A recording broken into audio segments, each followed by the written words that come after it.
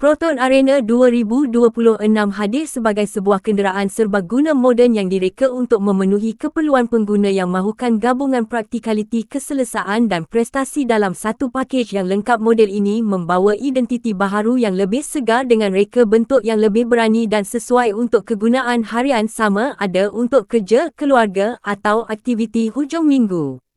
Dari segi reka bentuk luaran, Proton Arena 2026 tampil dengan penampilan yang lebih moden dan menarik. Bahagian hadapan dilengkapi lampu LED yang tajam bersama grill hadapan yang lebih besar memberikan imej yang lebih premium dan berkeyakinan. Garisan badan yang kemas dan aerodinamik membantu meningkatkan kestabilan ketika memandu, manakala rim alloy rekaan baharu menambahkan elemen sporty kepada keseluruhan kenderaan. Apabila memasuki ruang kabin Proton Arena 2026, pengguna akan disambut dengan suasana yang luas dan selesa. Papan pemuka direka dengan susun atur moden yang mudah digunakan. Skrin infotainment bersaiz besar membolehkan akses kepada navigasi muzik dan sambungan telefon pintar dengan lebih mudah. Tempat duduk direka secara ergonomik untuk memberikan keselesaan maksimum kepada pemandu dan penumpang, terutama ketika perjalanan jauh. Ruang kaki dan ruang kepala yang luas menjadikan setiap perjalanan lebih menyenangkan. Dari sudut prestasi, Proton Arena 2026 dijangka menggunakan enjin yang lebih cekap, bahan api serta mampu menghasilkan kuasa yang mencukupi untuk pelbagai keperluan pemanduan, sama ada digunakan di kawasan bandar atau di lebuh raya. Kenderaan ini mampu memberikan pengalaman pemanduan yang lancar dan stabil. Transmisi automatik moden membantu pertukaran gear yang lebih halus, manakala sistem suspensi yang dipertingkatkan memberikan keselesaan tambahan ketika melalui jalan yang tidak rata.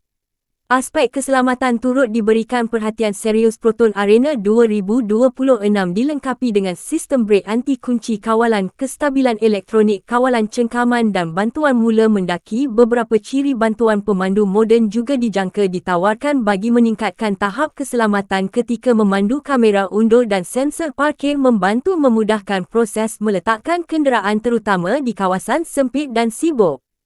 Selain itu, Proton Arena 2026 menawarkan ruang kargo yang luas dan praktikal, menjadikannya sesuai untuk membawa pelbagai jenis barangan. Tempat duduk belakang boleh dilipat untuk menambah kapasiti penyimpanan apabila diperlukan. Ciri seperti sistem kemasukan tanpa kunci, port pengecasan USB dan penghawa dingin yang cekap menjadikan pengalaman penggunaan harian lebih mudah dan selesa.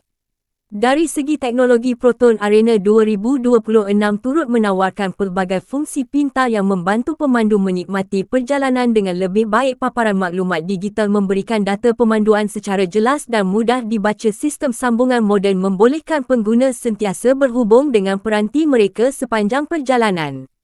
Secara keseluruhan, Proton Arena 2026 merupakan sebuah kenderaan yang menawarkan gabungan reka bentuk menarik, ruang dalaman yang selesa, prestasi yang baik serta ciri keselamatan dan teknologi moden. Ia sesuai untuk pengguna yang mencari sebuah kenderaan serbaguna yang praktikal dan bernilai tinggi untuk kegunaan harian.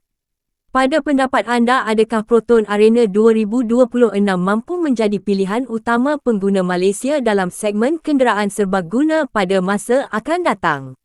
Jika anda suka video otomotif seperti ini, jangan lupa untuk subscribe, like dan share supaya anda tidak terlepas video menarik yang akan datang.